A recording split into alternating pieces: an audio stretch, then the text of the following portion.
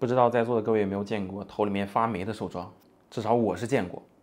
本次视频我将向你阐述一些买寿装之前可能会遇到的坑，还有一些需要避的雷。最开始就是老生常谈的问题了，避免三分热度，这块就不再多阐述了。这之外，还要注意遇到价格过低的寿装，廉价的寿装可能会吸引到很多人去购买，但一定要小心超低价陷阱，这个很重要。大部分情况下，寿装也会符合一分价钱一分货这个道理。具体什么价钱能对应到什么质量，大家可以看看这个视频下面的评论区，可以大概的了解到寿装的价格以及它对应质量的区间。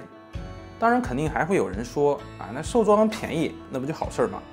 买价格过低的又会怎么样呢？哎，问得好。寿装这东西最昂贵的就是人力成本，但如果抛去人力成本，能把价格压到比现在市场上行情还低的，除开装饰可能是在练手，或者是你亲友之类的情况，很大概率只会是制作的材料选得非常劣质。你买到手后可能会遇到掉毛严重、手感粗糙的毛布，以及用劣质胶水粘合起来的寿装骨架，头戴上一呼吸就是一嘴毛，还伴随着味道极其刺鼻的劣质胶水味儿。所以买之前一定要好好了解装饰以及寿装正常的价格范围。而如果是购买成品、掉落等等，一定得注意不要买到盗版的。现在盗版寿装市场真的是防不胜防，也千万不要觉得自己很聪明，哪都知道，绝对买不到盗版。这个对于咱们这些混圈久的人来说啊，可能概率很小，但是对于只在抖音平台上刷到寿装觉得很新鲜，或者在小红书上看到啊就决定买一套的富哥富婆，现在很多盗版抄袭的都是比较知名或者很好看、设计很有特点的寿装，这就导致了某些盗版寿装在圈外人看来第一眼观感不错，搭配便宜的价格，说不定就会去下单。所以还会是那句话，买之前一定要多了解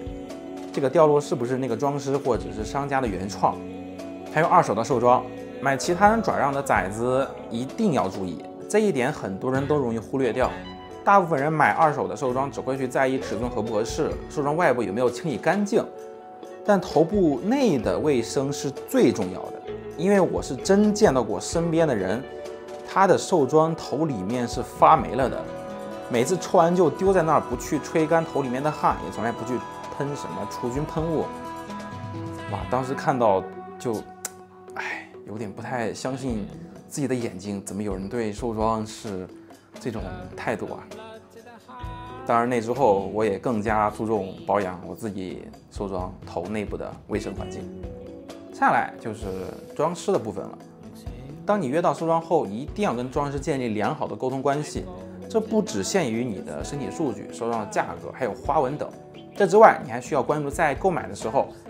装饰会不会给你提供售后，因为有些寿装因为装饰的技术不达标坏掉了，比如眼睛的密封当时没有弄好，导致进入水汽，眼睛会起雾，或者是某些地方没有缝好，毛布开线等等。而有些装饰它不一定会给你去修，又或是后面修的话得收钱。我见过不少类似的案例了。还有就是制作的期限，如果制作的时间太久，1年甚至1年半往上，这你就要好好考虑定金什么时候给，以及装饰会不会退的话退多少。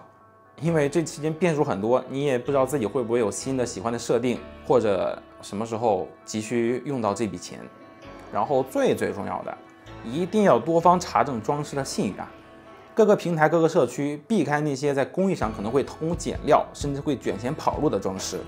还是那句话，多打听、多问、多了解。那么希望以上这些建议能让你避开那些潜在的陷阱和坑，确保你能顺利的约到一套自己喜欢的毛。那我们下期节目再见。